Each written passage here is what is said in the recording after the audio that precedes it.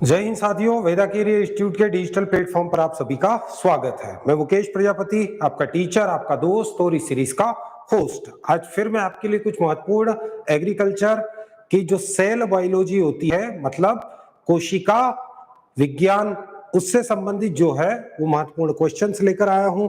तो फटाफट बने रहिए मेरे साथ और इन क्वेश्चंस का लाभ उठाइए। वेदा कैरियर इंस्टीट्यूट के किसी भी डिजिटल प्लेटफॉर्म के माध्यम से आप आसानी से जुड़ सकते हो, जैसे फेसबुक है, इंस्टाग्राम है, टेलीग्राम या यूट्यूब। किसी भी डिजिटल प्लेटफॉर्म के माध्यम से आसानी से वेदा कैरियर इंस्टीट्यूट से जुड़ सकते हो। वेदा कैरियर इंस्टीट्यूट रोजाना शाम को 8:30 बजे आपके लिए वेदा ऑनलाइन टेस्ट सीरीज लेकर आता है, जिसमें आपके आने वाली जो एग्जाम्स है, जितनी भी कंपटीशन की एग्जाम्स है, उनके लिए महत्वपूर्ण क्वेश्चंस रहते हैं। तो शुरू करते हैं आज का हमारा नेक्स्ट थर्ड पार्ट। हाँ, नेक्स्ट आज का हमारा जो फर्स्ट क्वेश्चन है वो है अर्धसूत्री कोशिका विभाजन की प्रथम पूर्वावस्था में कितनी अवस्था होती है। तो हम सभी लोगों को पता है भैया, जो अर्धसूत्री विभाजन होता है, अर्धसूत्री विभाजन मतलब मियोसिस। तो मियोसिस जो सेल डिवीजन होता है, मियोसिस सेल डिवीजन दो पार्ट में होता है। एक तो मियोसिस फर्स्ट होता है और एक मियोसिस सेकंड होता है। मियोसिस फर्स्ट के अंदर जो प्रोफेज फर्स्ट होती है, इसके अंदर कितनी उप अवस्थाएं होती है। तो मियोसिस फर्स्ट के अंदर जो प्रोफेज फर्स्ट होता है उसमें 5 उप अवस्थाएं होती है। कितनी? 5 उप अवस्थाएं होती है। कौन कौन सी? लेप्टोटीन, जाइगोटीन, पेकाइटिन, डिप्लोटीन और डाइकाइनेसिस। कौन कौन सी ऐसे याद रख सकते हो? लेप्टोटीन, जाइगोटीन, पेकाइटिन, डिप्लोटीन और डाइकाइनेसिस। ये 5 उप अवस्थाएं होती है, जिसमें से एक में हम बोलते हैं भैया किसमें? पेकाइटिन में क्रॉसिंग ओवर होता है, फिर डिप्लोटीन में कियास्मेटा बनता है। तो ये हम लोगों ने पढ़ रखा है। तो अर्धसूत्री कोशिका विभाजन की जो मियोसिस, इसमें टोटल 5 उप अवस्थाएं होती है। कौन कौन सी? लेप्टोटीन, जाइगोटीन, पेकाइटिन, डिप्लोटीन और 5 उप अवस्थाएं आपको देखने को मिलती है। अब हम इन 5 उप अवस्थाओं को देख लेते हैं। तो प्रोफेज फर्स्ट, हमारा जो मियोसिस फर्स्ट का जो प्रोफेज फर्स्ट होता है, इसमें 5 उप अवस्थाओं में एक तो लेप्टोटीन है, दूसरी जाइगोटीन है, फिर पेकाइटिन है, फिर डिप्लोटीन है और डाइकाइनेसिस है। क्लियर? तो इस चीज को ध्यान रखना। यहाँ पर 2 अवस्थाओं से आपको सबसे ज्यादा क्वेश्चन आते हैं। कौन कौन से? तो एक आपका जो है वो पेकाइटिन अवस्था। पेकाइटिन अवस्था में क्या हो रहा है? क्रॉसिंग ओवर हो रहा है। तो क्रॉसिंग ओवर के बारे में आपको अधिकतर क्वेश्चन पूछे जाते हैं। पेकाइटिन अवस्था में नॉन सिस्टर क्रोमेटिड्स के बीच में क्या होता है? क्रॉसिंग ओवर होता है। जबकि डिप्लोटीन अवस्था में क्या होता है? डिप्लोटीन अवस्था में कियास्मेटा का निर्माण होता है। इसके अलावा जो डाइकाइनेसिस है, डाइकाइनेसिस अवस्था में उपांति भवन या टर्मिनलाइजेशन का निर्माण होता है। तो ये ध्यान रखना। इसके अलावा अगर हम जाइगोटीन में देखें तो जाइगोटीन में सिनेप्सिस की क्रिया होती है, मतलब मेल और फीमेल के जो समान क्रोमोसोम होते हैं वो पास पास आकर क्या करते हैं? वो जोड़ा बनाते हैं। तो इस चीज को ध्यान रखना। ये 5 उप अवस्थाएं होती है। नेक्स्ट क्वेश्चन हमारा जो है, केवट जी जय हिंद, आरएम स्टेटस लाइफ, जय भीम, जय भारत, जय हिंद। फटाफट बताइए, इंटरफेज की सबसे बड़ी अवस्था कौन सी है? इंटरफेज हम लोगों को पता है भैया, कल हम लोगों ने देखा था जो सेल साइकिल होता है, सेल साइकिल का सीक्वेंस हमने देखा था। G1, S, G2, कौन कौन सा था? तो एक तो आपका था G1, दूसरा आपका जो था वो S, और S के बाद में थर्ड आपका जो था वो G2, और लास्ट में आपका जो था वो M या माइटोसिस डिवीजन होता है।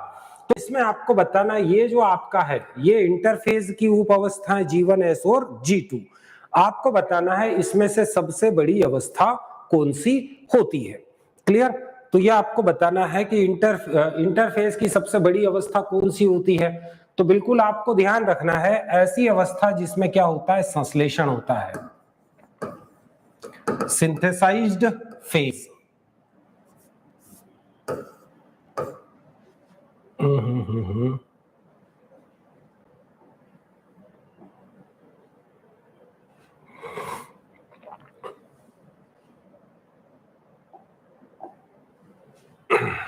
कौन सी? सिंथेसाइज्ड।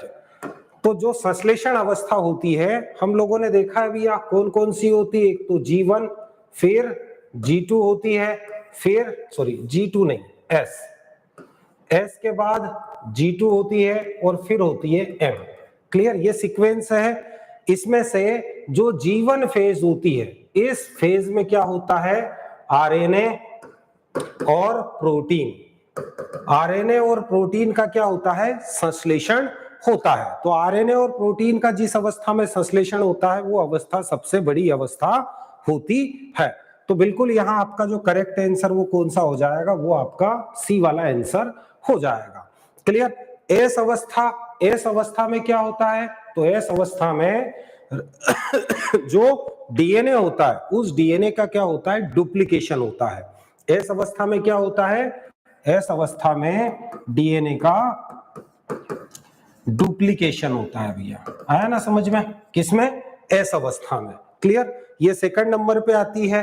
अगर हम क्या करें समय अवधि के हिसाब से देखें तो सबसे ज्यादा समय G1 में लगता है, उसके बाद S में लगता है और उसके बाद लगता है G2 में क्या होती है, तो G2 में कोशिका अगले विभाजन के लिए क्या करती है, वृद्धि करती है। तो इन चीजों को ध्यान रखना, इनमें से अधिकतर क्वेश्चन पूछे जाते हैं। तो यहाँ पर आपका जो करेक्ट आंसर है वो करेक्ट आंसर कौन सा होता है, सी वाला आंसर आपका करेक्ट होता है। चलते हैं अगले क्वेश्चन की ओर। ये देखो, और जब कोई कोशिका सेल डिवीजन की कैपेसिटी खो देती है तो फिर उसको हम किस में रख देते हैं, G0। क्लियर, G0 फेज में चली जाती है वो ऐसी कोशिकाएं जो अपने विभाजन की कैपेसिटी खो देती है। तो शुरू कहां से होता है, G1 से शुरू होता है, S, G2 और M।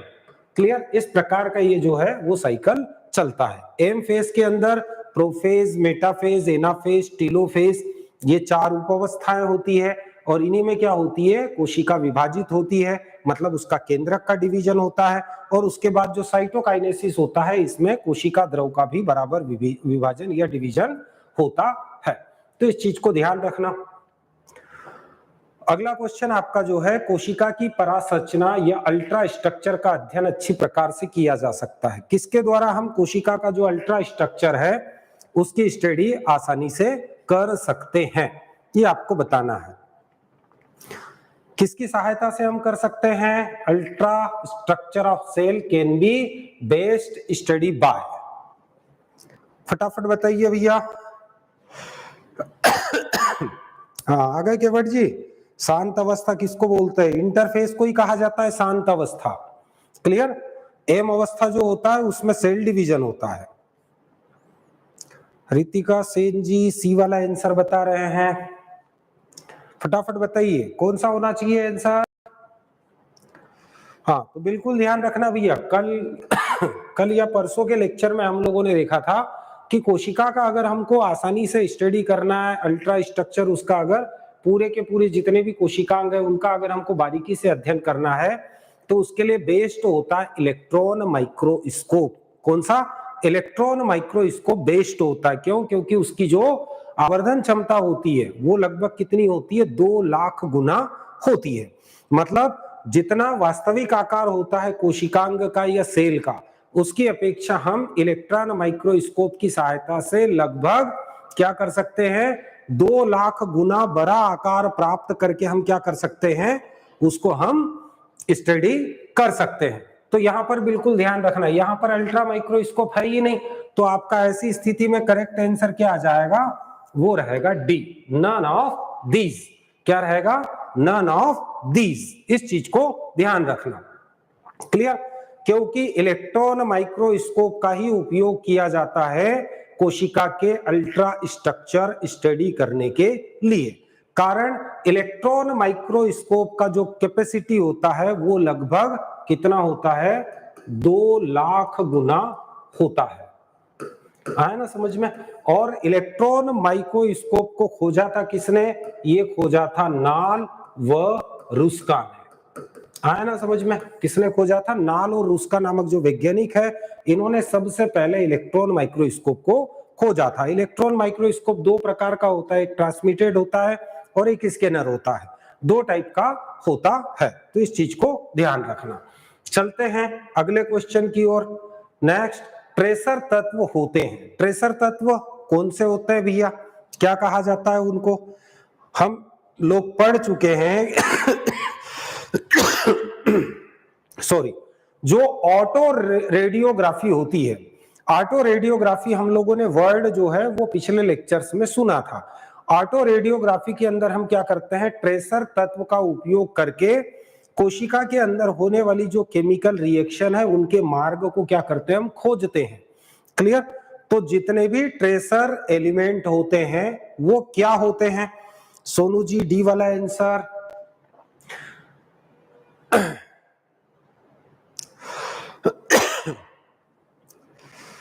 फटाफट बताइए भैया। वैसे अगर हम इसको क्रॉप प्रोडक्शन के अकॉर्डिंग अगर हम ले तो ट्रेसर नहीं कहेंगे, उनको हम क्या कहेंगे, ट्रेस। ट्रेसर अलग है, ट्रेस अलग है, आया ना समझ में? ट्रेस अलग है, ट्रेस को कहा जाता है माइक्रो न्यूट्रिएंट्स, आया ना समझ में?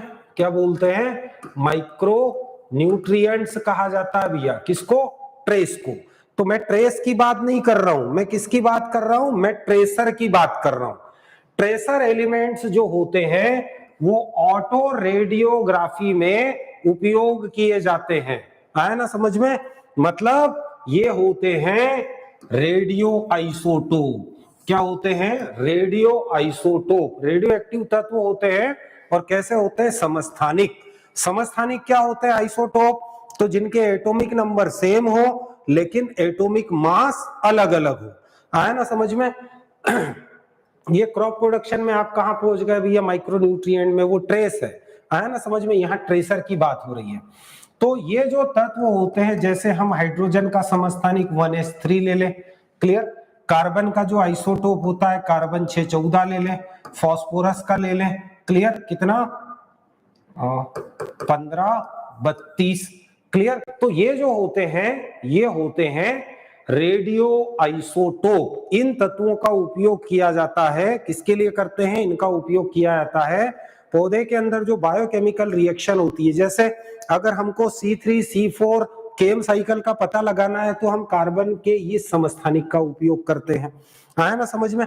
अगर हमको जैसे रूबेन और कामेन ने आपका जो फोटोसिंथेसिस में ये सिद्ध करके बताया, किसका उपयोग करके, ऑक्सीजन 818, ये भी रेडियो आइसोटोप होता है। ऑक्सीजन 818 ट्रेसर एलिमेंट का उपयोग करके बताया रूबेन और कामेन ने कि पौधे जो प्रकाश संश्लेषण की क्रिया में जो पानी जो ऑक्सीजन मुक्त करते हैं वो किससे बनती है, वो पानी से बनती है। क्लियर? तो जितनी भी बायोकेमिकल रिएक्शन प्लांट्स के अंदर होती है उनके लिए हम क्या करते हैं, ट्रेसर एलिमेंट का उपयोग करते हैं। और जितने भी ट्रेसर एलिमेंट होते हैं सब क्या होते हैं, रेडियो आइसोटोप्स होते हैं, मतलब समस्थानिक होते हैं। इस चीज को ध्यान रखना। आप उधर क्रॉप प्रोडक्शन में पहुंच गए, ट्रेस में। नेक्स्ट, वह शाखा जिसमें कोशिका संरचना का अध्ययन किया जाता है, उस शाखा को क्या कहेंगे जिसमें हम कोशिका की संरचना का अध्ययन करते हैं, ये आपको बताना है। Clear? The branch which deal with the study of cell structure and functions is known as, फटाफट बताइए भैया।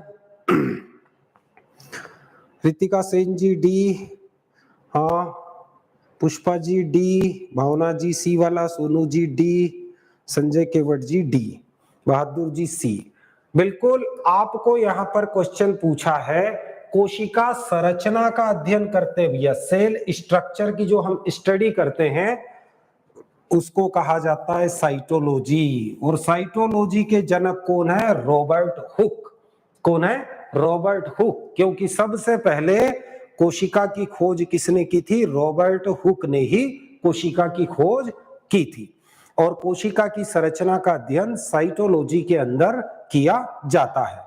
हिस्टोलॉजी में ऊतक का अध्ययन करते भैया, किसका अध्ययन करते हैं, ऊतक का, टिश्यूज का। इकोलॉजी के अंदर जो जलवायु होती है जलवायु का अध्ययन करते हैं। मार्फोलॉजी के अंदर जो पौधे का बाह्य स्ट्रक्चर होता है, उसका जड़, तना, पत्ती किस प्रकार का रूपांतरण है, इसका अध्ययन करने के लिए हम क्या करते हैं, मार्फोलॉजी का अध्ययन करते हैं, मार्फोलॉजी में करते हैं।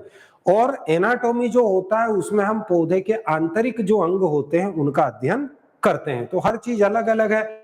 कोशिका की संरचना का अगर हमको अध्ययन करना है तो ये ब्रांच कौन सी होती बायोलॉजी की, ये होती है सेल स्ट्रक्चर। तो आपका डी वाला आंसर जो है वो करेक्ट है। नेक्स्ट क्वेश्चन की ओर चलते हैं। सबसे छोटी ज्ञात कोशिका है, सबसे छोटी जो ज्ञात कोशिका है वो कौन सी है? सबसे बड़ी तो आपको पता होगा भैया ऑस्ट्रिच का अंडा होता है। क्लियर? सबसे बड़ी ज्ञात कोशिका कौन सी है? ऑस्ट्रिच का अंडा। ये सबसे बड़ी ज्ञात कोशिका होती है, लगभग 30 से 40 सेंटीमीटर उसका डायमीटर होता है, सबसे बड़ी ज्ञात कोशिका।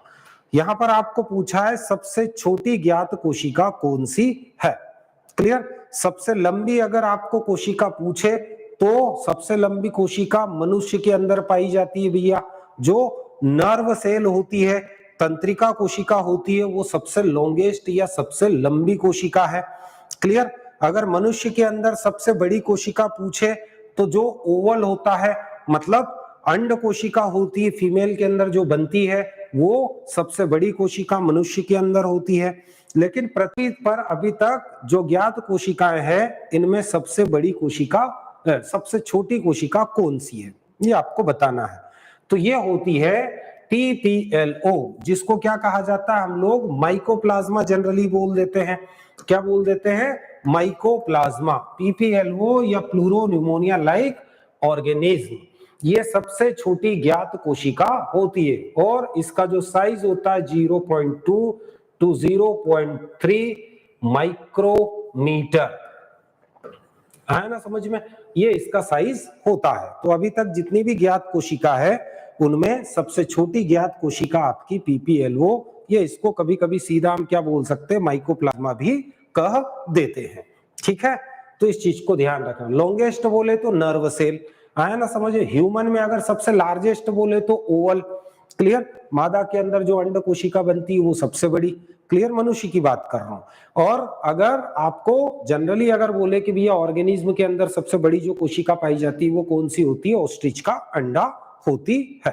चलते हैं नेक्स्ट अगले क्वेश्चन की ओर। कोशिका भित्ति किसमें अनुपस्थित होती है? आपको बताना है किसमें सेल वॉल एब्सेंट है। क्लियर? यहाँ फर्स्ट आपका जो है गैमेट्स, फिर amoeba, mycoplasma, all of these. Clear? किसमें आपको लग रहा है कि सेल वॉल एब्सेंट होती है, सेल वॉल अनुपस्थित होती है? फटाफट बताइए भैया। यहाँ पर गैमेट्स आप सभी को पता है भैया, नर और मादा। क्लियर? जो सेक्सुअल रिप्रोडक्शन होता है, उस सेक्सुअल रिप्रोडक्शन में क्या होता है भैया? गैमेटोजेनेसिस की क्रिया होती है जिसमें गैमेट का निर्माण होता है ना समझ में? और गैमेट के अंदर जो नंबर ऑफ क्रोमोसोम होते हैं वो हमेशा हैप्लॉइड होते हैं। दूसरा आपका जो है अमीबा। क्लियर? ये प्रोटोजोआ है। क्लियर? फिर माइकोप्लाज्मा। क्लियर? माइकोप्लाज्मा जो होता है इसको पादप जगत का जोकर भी कहा जाता है। Bahadur ji B, Sonu ji D.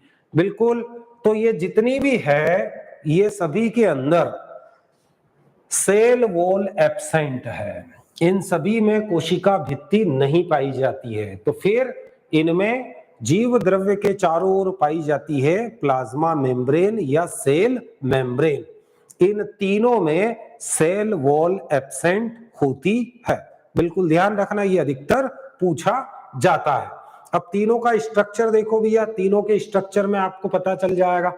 जैसे ये आपका जो है ये है गैमेट सेल, गैमेट सेल के चारों ओर ये जो लेयर आपको दिख रही है ये है सेल मेम्ब्रेन या प्लाज्मा मेम्ब्रेन जिसको हम कहते हैं। फिर दूसरा ये अमीबा का स्ट्रक्चर है, इसके चारों ओर भी जो पाई जाती है वो क्या होती है? सेल मेम्ब्रेन होती है। ये सेल मेम्ब्रेन है इसकी, है ना समझ में? फिर नेक्स्ट हम लोगों ने जो देखा था माइकोप्लाज्मा, माइकोप्लाज्मा के चारों ओर भी क्या होती है? सेल मेम्ब्रेन होती है, लेकिन 3 लेयर्ड सेलुलर मेम्ब्रेन होती है। कभी कभी पूछ लेता है माइकोप्लाज्मा के अंदर जो सेल मेम्ब्रेन होती है वो कितने लेयर की बनी होती है? तो 3 लेयर इसमें मौजूद होते हैं। 3 लेयर सेल मेम्ब्रेन पाई जाती है। इन तीनों में आपको सेल वॉल नहीं मिलती, है ना समझ में? तो इस चीज को ध्यान रखना। अगला हमारा जो क्वेश्चन है, जीव द्रव्य होता है जो प्रोटोप्लाज्म होता है वो क्या होता है? ये आपको बताना है। फटाफट बताइए भैया। डुजार्डिन ने प्रोटोप्लाज्म को सार्कोड नाम दिया था और पुरकिंजे ने क्या कहा, इसको प्रोटोप्लाज्म नाम दिया था। प्रोटोप्लाज्म आप जानते हो भैया, जीव द्रव्य, सेल वॉल, सेल मेम्ब्रेन के अंदर जो भी पदार्थ भरा होता है, साइटोप्लाज्म और न्यूक्लियस केंद्रक को मिलाकर क्या कहा जाता है, उसको कहा जाता है प्रोटोप्लाज्म। प्रोटोप्लाज्म को प्रोटोप्लाज्म नाम दिया था पुरकिंजे ने, लेकिन डुजार्डिन का भी पूछा था भैया, डुजार्डिन ने इसको सार्कोड कहा था। तो यहां पर सीधा आपको क्वेश्चन पूछा है कि प्रोटोप्लाज्म होता है, क्या होता है, तो ये पॉलीफेगस कोलाइडल सिस्टम होता है। हर्सले नामक एक वैज्ञानिक है, उन्होंने इसको क्या कहा था, पॉलीफेजिक कोलाइडल सिस्टम इसके अंदर होता है। मतलब इसमें वाटर भी होता है, सॉलिड मटेरियल भी होता है और नॉन सॉलिड मटेरियल भी होता है। मतलब इसमें 2 से ज्यादा फेजेस होती है, इसीलिए प्रोटोप्लाज्म को क्या कहा जाता है, पॉलीफेजिक कोलाइडल सिस्टम कहा जाता है। तो यहां पर आपका जो है वो डी वाला आंसर आपको करेक्ट है। तो देख लेते हैं भैया, प्रोटोप्लाज्म की अगर हम बात कर रहे हैं तो प्रोटोप्लाज्म को फिशर और हार्डी नामक जो वैज्ञानिक थे, इन दोनों वैज्ञानिकों ने क्या कहा था, पॉलीफेजिक कोलाइडल सिस्टम कहा था, और इसके लिए पॉलीफेजिक कोलाइडल सिस्टम थ्योरी भी दी थी। तो इस चीज को ध्यान रखना। तो ये सेल मेम्ब्रेन के अंदर जितना भी मटेरियल है, साइटोप्लाज्म और न्यूक्लियस, इन दोनों को मिलाकर कहा जाता है प्रोटोप्लाज्म। क्लियर? मतलब जो सेल मेम्ब्रेन है उसके अंदर जो भी पदार्थ भरा हुआ है, केंद्रक को मिलाकर इसको हम क्या कहेंगे, इसको हम प्रोटोप्लाज्म कहेंगे। चलते हैं अगले क्वेश्चन की ओर। बताइए, निम्न में से किस कोशिकांग में अधिक मात्रा में कैटाबोलिक एंजाइम पाए जाते हैं? आपको बताना है कौन सा ऐसा कोशिकांग है जिसमें सबसे अधिक कैटाबोलिक एंजाइम आपको मिलेंगे। फटाफट बताइए, किसमें मिलेंगे सबसे ज्यादा कैटाबोलिक एंजाइम, किसमें पाए जाते हैं सबसे ज्यादा, बताइए। फर्स्ट आपका आंसर है एंडोप्लाज्मिक रेटिकुलम, क्लियर, जिसको अंतः प्रद्यवी जालिका बोलते हैं। फिर लाइसोसोम है, लाइसोसोम को आत्महत्या की थैली भी कहते हैं। और फिर गोल्जी बॉडी है, गोल्जी बॉडी को ट्रैफिक पुलिस भी कहा जाता है ना समझ में। और माइटोकॉन्ड्रिया, जिसको हम कोशिका का पावर हाउस कहते हैं। तो सबसे ज्यादा जो कैटाबोलिक, कैटाबोलिक क्या होता है भैया, कैटाबोलिक और एनाबोलिक 2 क्रियाएं होती है, आप लोगों ने सुना होगा। जो मेटाबोलिक क्रियाएं हैं, मेटाबोलिक क्रियाओं के अंदर 2 प्रकार की क्रियाएं होती है। कैटाबोलिक, कैटाबोलिक का मतलब होता है बड़े या जटिल अणु को तोड़कर छोटे अणुओं में डिवाइड करना, इसको कैटाबोलिक बोलते हैं। तो कैटाबोलिक क्रिया क्या कहलाएगी, श्वसन, जिसको हम रेस्पिरेशन बोलते हैं। श्वसन में क्या होता है, श्वसन में ग्लूकोज का जो जटिल अणु होता है उसको तोड़कर छोटे अणु, मतलब कार्बन डाइऑक्साइड और पानी में क्या करते हैं, उसको तोड़ देते हैं। तो हमको यहां पर बताना है कैटाबोलिक एंजाइम सबसे ज्यादा किस में पाए जाते हैं, तो कैटाबोलिक एंजाइम पाए जाते हैं माइटोकॉन्ड्रिया में। अगर मैं बोलता जल अपघटनीय, क्या बोलता, जल अपघटनीय एंजाइम, तो जल अपघटनीय एंजाइम सबसे ज्यादा लाइसोसोम में है। जो जल अपघटन या हाइड्रोलाइटिक एंजाइम्स होते हैं वो किसमें होते हैं, लाइसोसोम में। और ये किसी भी मॉलिक्यूल का क्या करते हैं, जल अपघटन करते हैं। लेकिन हमने बोला है कैटाबोलिक एंजाइम, तो कैटाबोलिक एंजाइम किससे पकड़ में आएगा, कैटाबोलिक क्रिया से। कैटाबोलिक क्रिया कौन सी होती, श्वसन होती है। तो श्वसन कहाँ होता है, वो होता है माइटोकॉन्ड्रिया में। तो सीधी सी बात है भैया, कैटाबोलिक एंजाइम कहां पर सबसे ज्यादा रहेंगे, वो माइटोकॉन्ड्रिया में रहेंगे। लेकिन अगर हम बोले, अगर हम यहां पर बोले कि एनाबोलिक एंजाइम की अगर हम बात करें, किसकी बात करें, एनाबोलिक एंजाइम की, तो एनाबोलिक एंजाइम की जब हम बात करते हैं तो एनाबोलिक एंजाइम मतलब तो जोड़ने वाले एनाबोलिक एंजाइम सबसे ज्यादा पाए जाते हैं क्लोरोप्लास्ट में। क्यों, क्योंकि वहां पर छोटे छोटे जो कार्बन डाइऑक्साइड और पानी का अणु होता है वो आपस में जुड़कर एक जटिल अणु बनाता है। उस जटिल अणु का नाम होता है ग्लूकोज। क्लियर? तो कैटाबोलिक तोड़ने वाले श्वसन माइटोकॉन्ड्रिया में, और एनाबोलिक अगर बोले तो वो किसमें, वो क्लोरोप्लास्ट में। और अगर आपको हाइड्रोलाइटिक एंजाइम की बात करें, जल अपघटनी एंजाइम की अगर हम बात करें, तो जल अपघटनी एंजाइम सबसे ज्यादा पाए जाते हैं, वो पाए जाते हैं लाइसोसोम में। ठीक है, नेक्स्ट क्वेश्चन बताइए, माइटोकॉन्ड्रिया में एटीपी का संश्लेषण कहाँ होता है, ये आपको बताना है। माइटोकॉन्ड्रिया में एटीपी का संश्लेषण कहाँ होता है? आप सभी लोगों को पता है भैया, माइटोकॉन्ड्रिया के अंदर अभी हमने देखा श्वसन की क्रिया होती है। कौन सी क्रिया होती है? श्वसन या रेस्पिरेशन होता है। तो और इस श्वसन की क्रिया में ग्लूकोज के एक अणु से एटीपी के कितने अणु बनते हैं? 38 एटीपी मॉलिक्यूल्स बनते हैं ग्लूकोज के एक अणु से। आपको बताना है कि माइटोकॉन्ड्रिया में जो एटीपी का संश्लेषण हो रहा है वो कहां पर होता है? फटाफट बताइए भैया, एटीपी का संश्लेषण कहां पर होता है? माइटोकॉन्ड्रिया के अंदर अगर हम स्ट्रक्चर देखें तो इस टाइप का स्ट्रक्चर आप लोगों ने देखा होगा। ये इस टाइप का स्ट्रक्चर होता है, अंदर जो होती है वो उंगली नुमा रचनाएं होती है, जिसको हम क्या बोल सकते हैं? Inner membrane. क्लियर? आंतरिक कला वो फोल्डेड होती है, आया ना समझ में? फोल्डेड होती है। और मैंने आपको बताया था भैया कि ये जो फोल्डेड है इसके ऊपर टेनिस के रैकेट के समान संरचनाएं होती है, जिनको हम F1 कण या ऑक्सीसोम कहते हैं। तो बिल्कुल ध्यान रखना, अगर आपको इनर मेम्ब्रेन बोले तो भी करेक्ट है। अब इनर मेम्ब्रेन तो दिया नहीं है ऑप्शन, और तो इनर मेम्ब्रेन किस में बदलती है? उंगली जैसी रचनाओं में। ये आया ना समझ में? तो सीधा हम क्या बताएंगे इस आंसर को? क्रिस्टी में। क्रिस्टी पर जो F1 पार्टिकल्स होते हैं जिनको ऑक्सीसोम कहा जाता है, उनमें होता है एटीपी का संश्लेषण। इस चीज को ध्यान रखना। तो आपका करेक्ट आंसर जो आएगा वो आपका रहेगा क्रिस्टी। ठीक है, तो ये आप थोड़ा सा गड़बड़ हो गए, आप लोग मैट्रिक्स में पहुंच गए। मैट्रिक्स में एंजाइम्स होते हैं भैया। चलते हैं नेक्स्ट अगले क्वेश्चन की ओर। जब हरे टमाटर के फल लाल हो जाते हैं, जो टमाटर हरा होता है जब वो लाल हो जाता है तो क्या होता है? टमाटर का लाल रंग आप सभी को पता है भैया, लाइकोपीन के कारण होता है ना समझ में? किसके कारण होता है? लाइकोपीन के कारण होता है। जब टमाटर हरे कलर से लाल कलर में चेंज होता है तो निम्न में से कौन सा बदलाव आपको देखने को मिलता है? तो ये आपको बताना है, बहुत आसान है। केवट जी ए बता रहे हैं, सोनू जी ए। बिल्कुल आपका ए वाला आंसर बिल्कुल करेक्ट है भैया। जब हरे टमाटर में होता है क्लोरोप्लास्ट, ये क्लोरोप्लास्ट अपघटित तो होकर क्या बनाता है? क्रोमोप्लास्ट बनाता है ना समझ में? और क्रोमोप्लास्ट के कल हम लोगों ने कलर पढ़े थे, क्लियर? नारंगी कलर, लाल कलर और पीला कलर, ये तीनों किस्म के रंग होते हैं क्रोमोप्लास्ट के। तो क्लोरोप्लास्ट क्या होता है? वो किस में बदल जाता है? क्रोमोप्लास्ट में बदल जाता है। कब? जब हरा टमाटर क्या होता है? लाल होता है।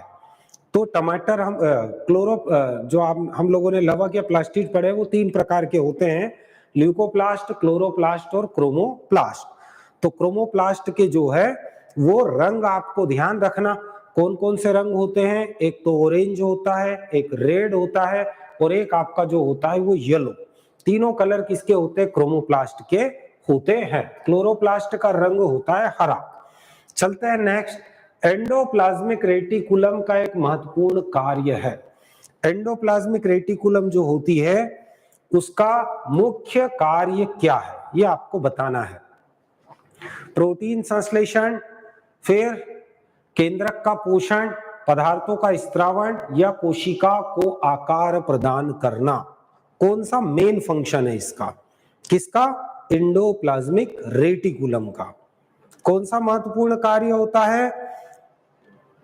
एंडोप्लाज्मिक रेटिकुलम का जो महत्वपूर्ण कार्य होता है वो कोशिका को एक निश्चित आकार देना।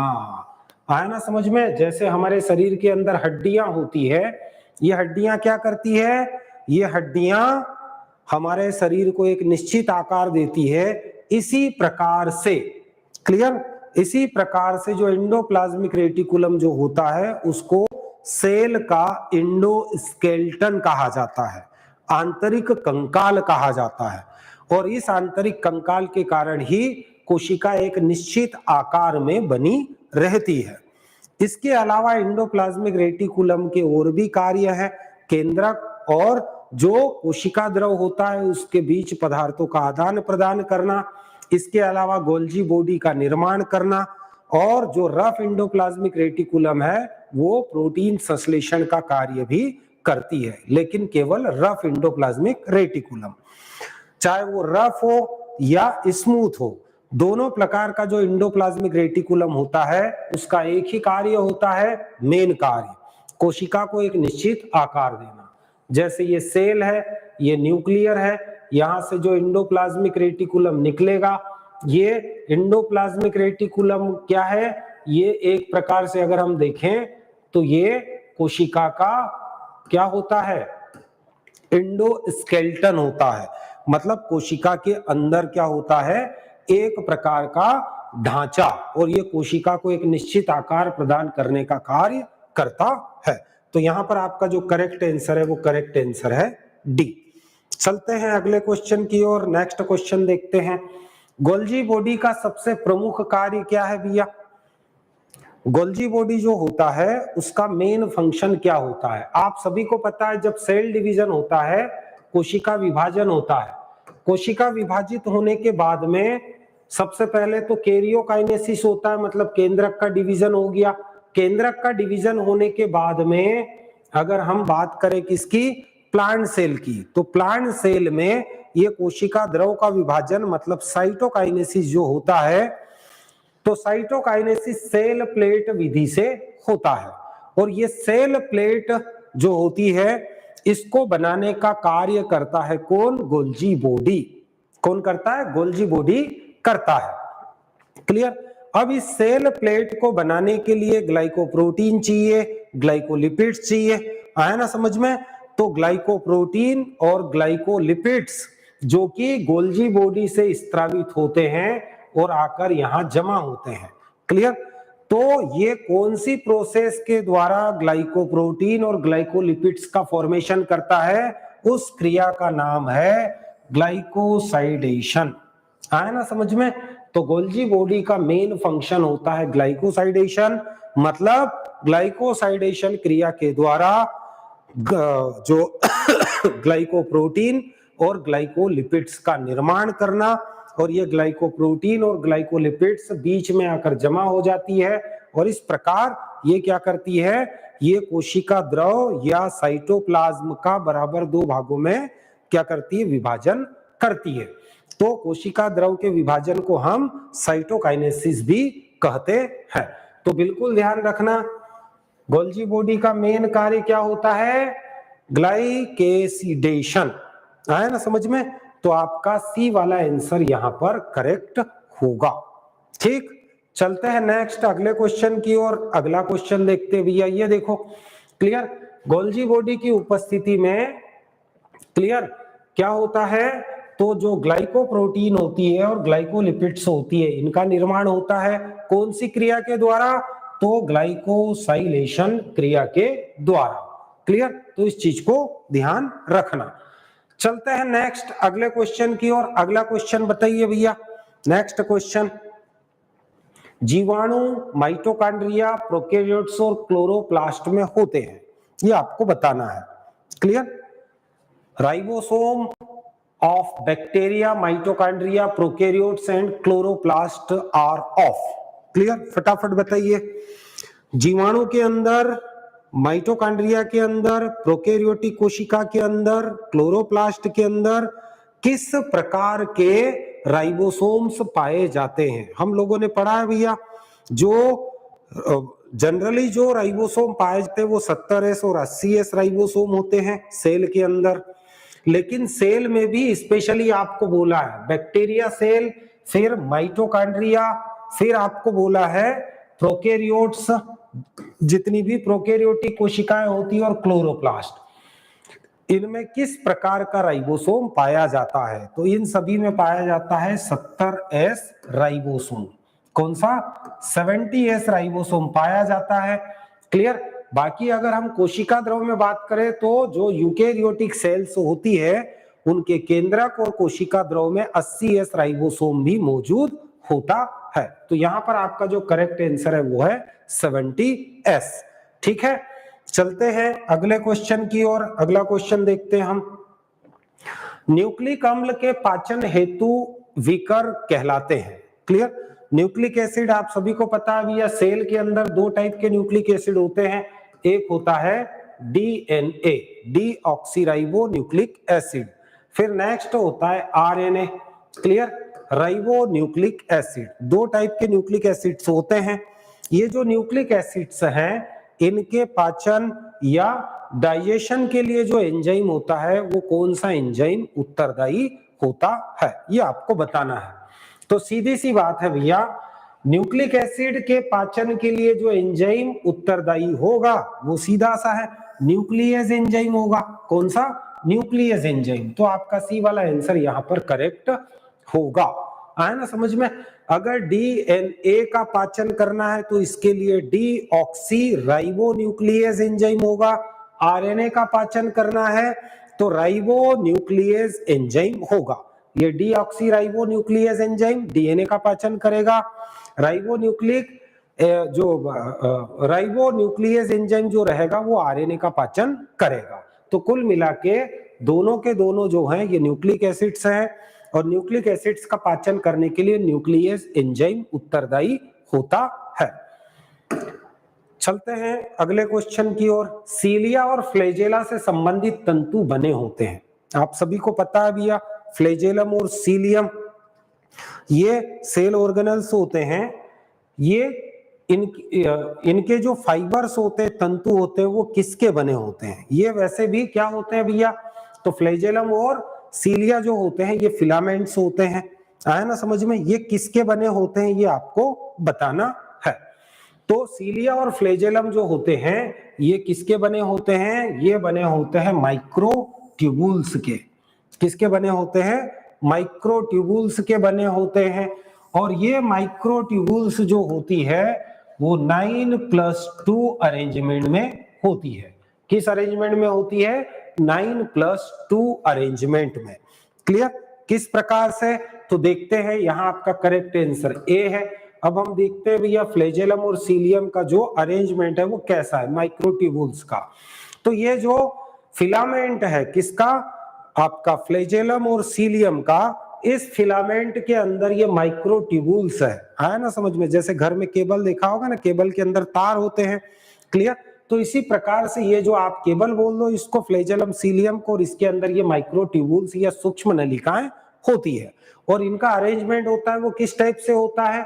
तो यहां अगर हम गिने तो 1 2 3 4 5 6 7 8 और 9 दो दो के जोड़े में होती है, और बीच में दो अलग है।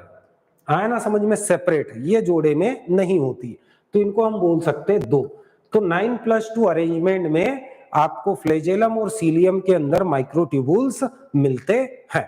ठीक है, चलते हैं अगले क्वेश्चन की ओर। अगला क्वेश्चन देखते हैं भैया। न्यूक्लियर स्पिंडल की रचना होती है। क्लियर?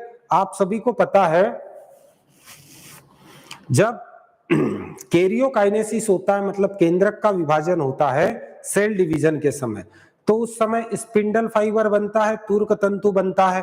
ये तुर्क तंतु जो होता है ये जो ट्यूबुलाइन प्रोटीन के बने होते हैं। किसके बने होते हैं? पहला क्वेश्चन यही पूछता है कि जो स्पिंडल फाइबर बना होता है वो किसका बना होता है? तो वो बना होता है ट्यूबुलाइन प्रोटीन का। आया ना समझ में?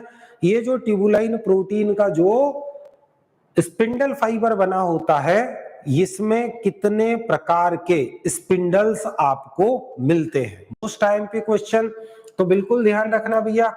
जो केंद्रीय तुर्क तंतु या न्यूक्लियर स्पिंडल होता है, इसमें 3 टाइप के क्या होते हैं?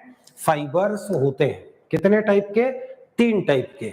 एक आपका जो होता है वो सतत फाइबर होता है, दूसरा असतत फाइबर होता है, और तीसरा जो होता है वो क्रोमोसोमल फाइबर होता है।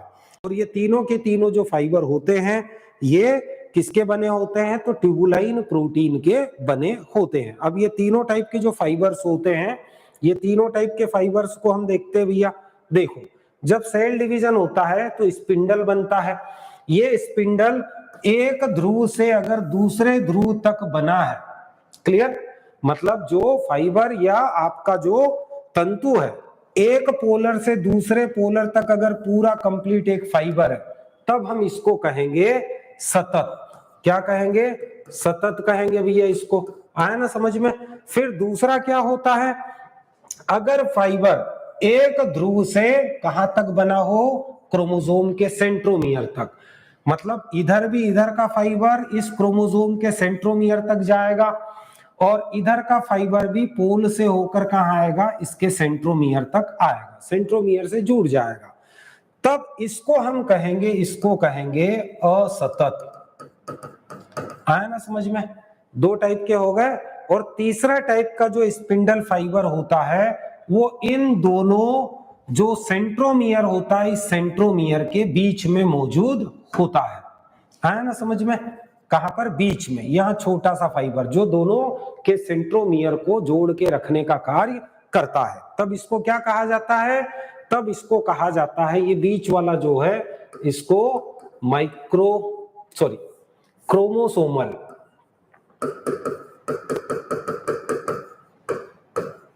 क्रोमोसोमल फाइबर कहा जाता है। तो बिल्कुल ध्यान रखना कि कितने प्रकार के फाइबर्स होते हैं, 3 प्रकार के फाइबर्स होते हैं। किसमें? स्पिंडल फाइबर में। क्लियर? दूसरा क्वेश्चन आपको अलग अलग पूछ सकता है कि एक ध्रुव से दूसरे ध्रुव तक का जो फाइबर होता है वो सतत होता है, कंटिन्यूअस फाइबर होता है।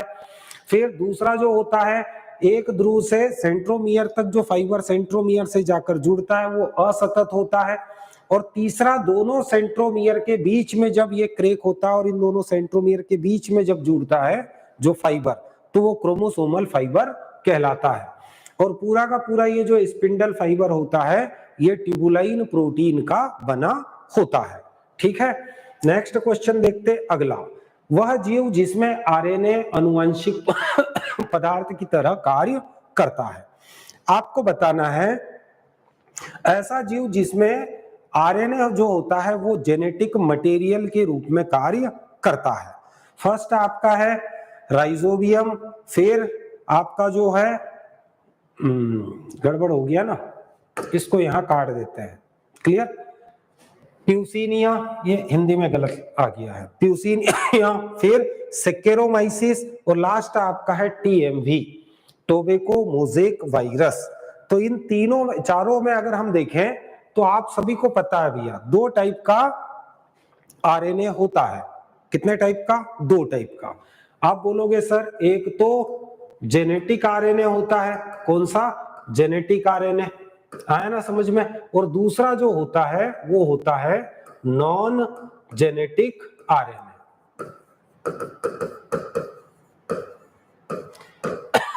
नॉन जेनेटिक आरएनए फिर 3 प्रकार का होता है। क्लियर? तो पहला तो जेनेटिक आरएनए है और दूसरा नॉन जेनेटिक। अब अगर आपको बोले कि भैया नॉन जेनेटिक आरएनए है, तो नॉन जेनेटिक आरएनए फिर 3 प्रकार का होता है। हमको ये बताना है, वैसे तो सामान्य रूप से जीवों के अंदर जो जेनेटिक मटेरियल होता है वो डीएनए होता है, लेकिन आपको बताना है कि इसमें से किसमें अनुवांशिक पदार्थ आरएनए होता है, डीएनए होता ही नहीं है। तो यहां पर आपका जो करेक्ट आंसर आएगा वो रहेगा टोबैको मोज़ेक वायरस। आया ना समझ में? कौन सा रहेगा? TMV virus. क्लियर? जिसको टोबैको मोज़ेक वायरस कहते हैं। अब एक बात और ध्यान रखना, जितने भी मैक्सिमम प्लांट वायरस होते हैं उन प्लांट वायरस में डीएनए नहीं होता है, तो फिर उनमें जेनेटिक मटेरियल कौन सा होता है? उनमें जेनेटिक मटेरियल होता है आरएनए। आया ना समझ में? क्यों? क्योंकि अगर डीएनए नहीं है तो उनमें अनुवांशिक पदार्थ का कार्य कौन करेगा? वो करेगा आरएनए करेगा। तो ऐसे आरएनए जो डीएनए की एब्सेंस में क्या करते हैं? जेनेटिक मटेरियल का कार्य करते हैं, उनको हम कहते हैं जेनेटिक आरएनए। और ये जनरली जो पाया जाता है पौधों के ऊपर जो वायरस लगते हैं, वायरस का जो संक्रमण होता है और पौधे में बीमारियां पैदा करते हैं, तो ऐसे वायरस के अंदर जेनेटिक मटेरियल आरएनए होता है, न कि डीएनए होता है। ठीक, अगला देखते हैं क्वेश्चन। नॉन रिड्यूसिंग शर्करा होती है। नॉन रिड्यूसिंग शर्करा कौन सी है इसमें आपको बताना है। अब पहले तो नॉन रिड्यूसिंग शर्करा को आपको समझना है भैया, नॉन रिड्यूसिंग शर्करा होती क्या है। तो नॉन रिड्यूसिंग शर्करा जो होती है वो किसी भी ऑक्सीकृत एजेंट के साथ में ऑक्सीकृत नहीं होती है। क्लियर। जैसे आपने देखा होगा टोलेन अभिकर्मक या फेलिंग अभिकर्मक, ये क्या है, ये ऑक्सीडाइज्ड एजेंट होते हैं। इन एजेंट से अगर कोई शर्करा अगर ऑक्सीडाइज्ड या ऑक्सीकृत अगर नहीं होती है तो ऐसी शर्करा को कहा जाता है नॉन रिड्यूसिंग शुगर। तो यहां पर आपको ग्लूकोज दिया है, गैलेक्टोज दिया है, मैन्नोज दिया है, सुक्रोज दिया है। इसमें से कौन सी शर्करा जो होती है वो नॉन रिड्यूसिंग शर्करा होती है। तो बिल्कुल इस चीज को भी ध्यान रखना भैया, नॉन रिड्यूसिंग शर्करा होती है सुक्रोज, या जिसको हम क्या बोलते हैं, चीनी। आप लोगों ने या आपकी भाषा में क्या बोलते हैं इसको, शक्कर। आया ना समझ में, शक्कर बोलो, चीनी बोलो, सुक्रोज बोलो, इसी को कहा जाता है नॉन रिड्यूसिंग शुगर। तो बिल्कुल डी वाला आंसर जो है वो आपका करेक्ट है। बाकी अगर हम बोले ग्लूकोज बोले, माल्टोज बोले, मैन्नोज बोले, आया ना समझ में, लैक्टोज बोले, फ्रक्टोज बोले, ये सभी की सभी क्या होती है, ये रिड्यूसिंग शुगर होती है। मतलब ये ऑक्सीडाइज जो एजेंट होता है उस एजेंट के साथ ही ऑक्सीकृत हो जाती है। लेकिन सुक्रोज जैसे फेलिंग विलियन है जो कि एक ऑक्सीकृत एजेंट है, फिर टोलेन अभिकर्मक है ये भी ऑक्सीकृत एजेंट है, इनके द्वारा ये ऑक्सीकृत नहीं होती है। कौन, शर्करा या सुक्रोज। तो सुक्रोज को कहा जाता है नॉन रिड्यूसिंग शुगर। सुक्रोज को प्रतिलोमन शर्करा भी कहा जाता है, ध्यान रखना, इन्वर्ट शुगर या प्रतिलोमन शर्करा के नाम से भी सुक्रोज को जाना जाता है। चलते हैं नेक्स्ट, ये केमिस्ट्री में आप पढ़ोगे इन्वर्ट शुगर। नेक्स्ट आपका जो क्वेश्चन आता है, मियोसिस की किस प्रावस्था में दो कोशिकाएं होगी, प्रत्येक की सिस्टर क्रोमेटिड स्पिंडल मध्य रेखा पर जुड़ी होगी। क्लियर, आपको बताना मियोसिस की कौन सी प्रावस्था में ऐसा होता है। Clear, at what phase of meiosis are there two cells each with sister chromatids aligned at the spindle equator। Clear, कौन सी अवस्था में होता है ऐसा, जिसमें इस इक्वेटोर पर जो आपके क्रोमोसोम होते हैं वो जुड़े होते हैं। किसमें होते हैं, आप में से अधिकतर लोगों को पता होगा भैया कौन सी फेज में होता है ऐसा। तो बिल्कुल ध्यान रखना, अभी थोड़ी देर पहले मैंने आपको बताया था कौन सी अवस्था में होता है, इक्वेटोर पर स्पिंडल से जुड़े होते हैं। तो आप सभी को पता भी है जो क्रोमोसोम इक्वेटोर पर होते हैं और स्पिंडल से जुड़े होते हैं। क्लियर, हाँ मियोसिस की बात हो रही है तो ये जोड़े में है। क्लियर, ये कौन सी प्रावस्था में होता है, ये स्पिंडल फाइबर। क्लियर, तो ये कौन सी अवस्था में होता है, ये होता है मेटाफेज फर्स्ट में। किसमें, मेटाफेज फर्स्ट में। तो आपका जो करेक्ट आंसर है वो सी वाला करेक्ट आंसर रहेगा। तो जिन्होंने भी सी वाला आंसर दिया है वो बिल्कुल करेक्ट है। तो ठीक है भैया, आज इतने ही क्वेश्चन है आपके लिए। तो मिलेंगे नेक्स्ट वीडियो में, तब तक के लिए अपना ध्यान रखो, व्यस्त रहो, मस्त रहो, आनंद में रहो, खुश रहो। अब मिलेंगे नेक्स्ट लेक्चर में, तब तक के लिए सभी को शुभ रात्रि और जय हिंद।